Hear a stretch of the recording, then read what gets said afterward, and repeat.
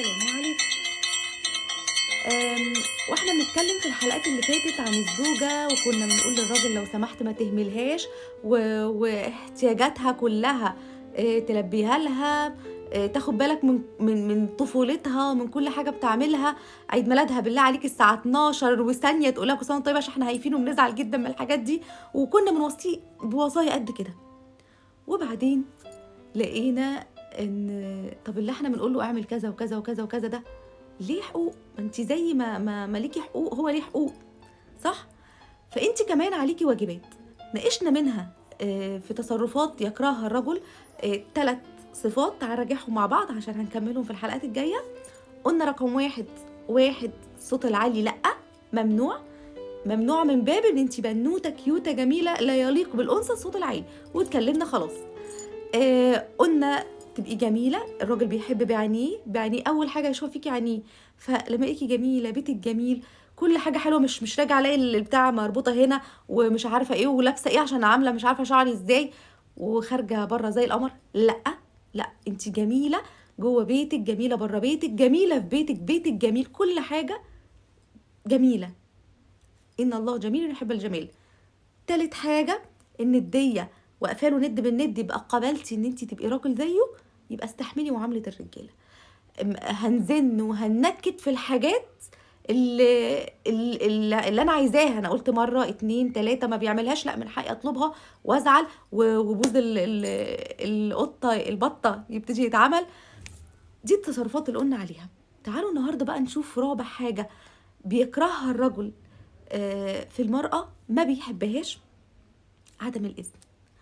بصوا يا حبايبي، وبرضو انا عايزه بنوتات تيجي تتفرج على الحلقه دي، الحلقات اللي جايه انا عايزه البنات فيها، علشان دي ثوابت هنعلمها لبناتنا من هم صغيرين عشان يكبروا عليها. مش معنى ان احنا بنشتغل وان احنا نجحنا وبقى لنا كارير، مش معنى حتى ما تشتغليش، مش معنى ان انت في بيتك حاجه مش عارفه بنت مين وبنت مين، مش معنى ان انت شايفه نفسك حاجه كبيره وجميله ان انت تلغي وجود الرجل. فاخرج من غير ما استاذن، فاروح واجي من غير ما استاذن، لا. التصرفات دي مع مرور الوقت بتعمل حالة من الانهدامية في نفس الرجل. يعني ايه حالة من الانهدامية؟ بتخلي الراجل حاسس ان هو ملوش قيمة، ولو الراجل حاسس ان هو ملوش قيمة يبقى مش هيعرف يبقى راجل في حياتك. وانت كأنثى بتحبي الراجل، يعني انت أنثى ضعيفة بتحبي الراجل القوي، قوي بأدبه بأخلاقه باحترامه ليكي بحاجات كتير. فلازم بعد اذنك، دي تصرفات جميله، وهقول لك كمان هي علميا ليه، بس انا هقول لك الشكل العام. بعد اذنك الراجل بيحب اللي يستاذنه. يعني انا بشتغل فوانا في شغلي رايحه مشوار، ده بعد شغلي بشارعين، ده بشارع، استاذن يا مروه؟ تستاذني. لما يحس ان انت في حياته كل ثانيه مش هعرف يستغنى عنك. انا رايحه اشتري حاجه من السوبر ماركت اللي قدام شغلي، انا وصحباتي اتفقنا نروحوا مش عارفه نعمله ايه ساعه ولا ساعتين. طب ما انت يعني انا ممكن اقول لك ان انا في شغلي من 6-7 ساعات، فانا في شغلي 6-7 ساعات اللي هيحصل جوه الشغل ليه يتقال؟ ليه استاذن فيهم؟ تستاذني فيهم. انت خارجه من بيتك رايحه الشغل هو في الحته الفلانيه في الاطار في المربع ده، هخرج بره المربع ده من باب الانوثه اني اقول. ده واجب على فكره عليكي انك تقولي. طب تعالوا ما نقولهاش بقى من باب الواجب، عشان احنا دايما نفسيا الحاجه اللي بتيجي بالامر لا تقبل، لا تقبل. الحاجه اللي بتيجي بالامر ما بنحبش، رجاله وستات. في كتاب اسمه سيكولوجيه الرجل والمراه، او رجل والمراه وايهما اضعف. الكتاب ده كتاب رائع جدا جدا جدا، من الكتب اللي ناقشت حاجات كتير جدا في سيكولوجيه الرجل. وكان الكاتب بتاعه جيرالد هوتر ناقشها بشكل مبسط وجميل قوي. تعالوا نقول بس هو درس الحته دي ازاي. انتي لما بتحطي نفسك في حياه الراجل ما بيعرفش يستغنى عنك. لو اتخاصمتم هو ما بتستأذنيش كل شويه ليه؟ هي كانت بتقول لي كذا وكذا وكذا، مش موجوده. عودي نفسك تبقي في حياته على طول. عارفه الاستفاده ايه يا ست الكل؟ ان انتوا لما تتخاصموا وتزعلوا اللي كانت في يومه 24 ساعه دي مش لاقيها. هي دلوقتي بتعمل ايه؟ هي دلوقتي راحت فين؟ ما هي مش لاقيكي. يبقى انا لازم احط نفسي جواه. احكي كل حاجه، كل حاجه، حتى الغلط قبل الصح. انا عملت كذا النهارده، انا عملت مع انا النهارده حصل كذا كذا، مش عارف، بس احكي كل حاجه تخصك. ها، مش تخص اصحابك، مش تخص جيرانك، لا تخصك انتي انتي. انتي عملت كذا، حصل في شغلي كذا، حصل وانا بره اتعرضت للموقف الفلاني. لا يا مروه، هو هيزعق لي ويعمل لي مش عارف ايه، احكي. انا ببقى يعني انتي هتنامي في الاخر جنبه، انتوا نايمين جنب بعض، انتوا في بيت واحد، انتوا نفسكم يعني مع بعض، انتوا مع بعض.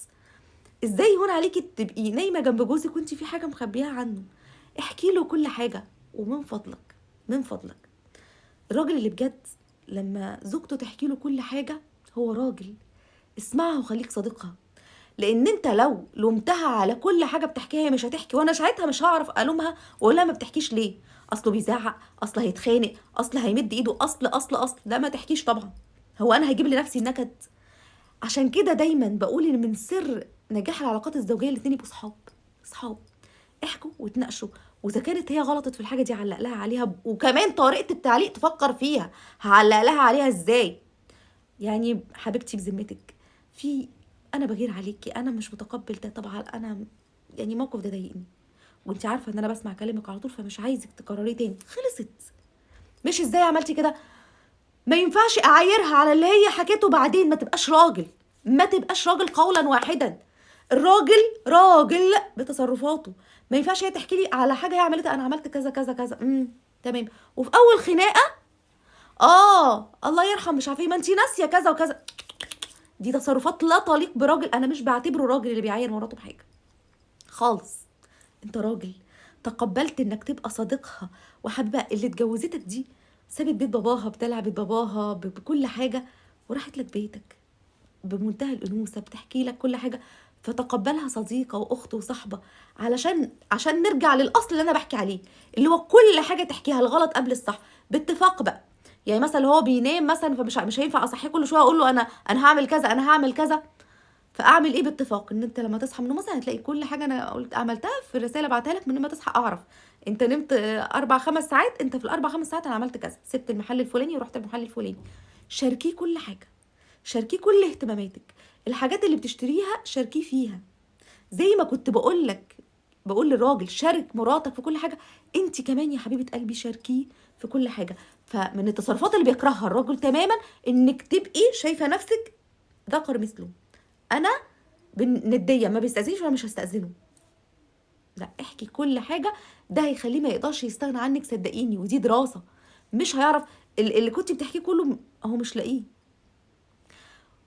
مش هيلاقي الست، هيدور على كل واحده، مش هيلاقي الست اللي بتحكي كل حرف دي. فانا بحب ده. انتي انثى وهو صاحبك وحبيبك وجوزك، احكي له كل حاجه. فانت كمان عزيزي رجل عليك ما تذلهاش باللي بتحكيه لك، ما تعدوش تاني. لو غلطت علمها غلطها برفق، برفق، واستر عليها غلطها. ما تجيش بقى اكلم بقى باباكي او لا. لا. طب انا لما احب اعمل حاجه من اللي قلت له انا رايحه مع اصحابي مشوار، مش هيرضى. مش هترضى ليه؟ انت تتناقشي معاه. وكمان اسلوب اللي تطلبي بيفرق يا جماعه. ده الاطفال الصغيرين لما يجوا يطلبوا مننا حاجه احنا بنوافق حسب اسلوبهم. مفيش حد بيحب حاجه باسلوب الامر. مش انا رايحه النهارده كذا مع اصحابي، ممكن حبيبي بعد اذنك عايزه اتجمع مع اصحابي نعمله كذا، ممكن مش عارف. اسلوبك هيخليه خاتم في صباعك والله العظيم. اسلوبك بيفرق قوي، رقتك ودلعك وانت بتطلبي منه الطلب ده. وانت عزيزي الرجل لو سمحت، لو سمحت، لما تطلب منك طلب مش هيتعارض مع اخلاقها في حاجه، مش هتعارض مع حاجه هتضايقك في حاجه، خلاص. ولو مضايقك الطلب هي طلبته يبقى قول اسبابك، مش لا وخلاص. لان هي ما جاتش عشان تشتغل خدامه، ولا عشان تقول كذا، ولا عشان تؤمر وبس. لا، لا، عشان كذا يا حبيبتي، او تمام. ولو تمام ومش عاجبك فهتحطوا شروط سوا، طب تمام بس بشرط كذا وكذا وكذا. انا بحب العلاقه دي جدا، ودي من الحاجات المهمه جدا جدا اللي بتساعد يبقى في بيت كويس. طلب الاذن مهم. لو رايحه تشتري حاجه من تحت بيتك وطالعه تقولي، تحكي كل حاجه، لانه صاحبك، صاحبك قبل ما يبقى زوجك وابنك، هو صاحبك. احكي له كل حاجه، الغلط قبل الصح. وانت لو سمحت لا تزلها بحاجه بتحكت، وتتقبل الغلط اللي هي قالته باسلوب كويس. دي حاجه من الحاجات. وكل مره هنقول حاجه بيكرهها الرجل ونناقشها سوا.